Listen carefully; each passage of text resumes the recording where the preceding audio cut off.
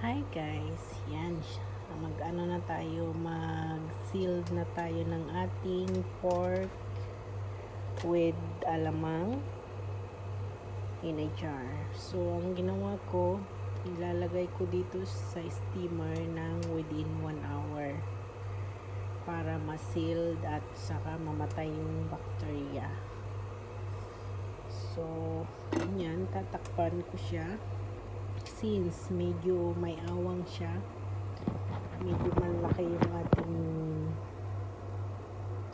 mga bottles or garapon, so lalagyan natin ng tela para yung steam or yung usok ng ating steamer ay hindi lalabas, kasi para yan yung magsisil sa ating mga garapon.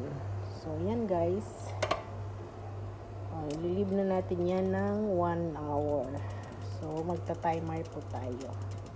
So, yan lang guys, ang simpleng pagsisealed ng food in a jar natin para mas matagal yung lifespan ng ating mga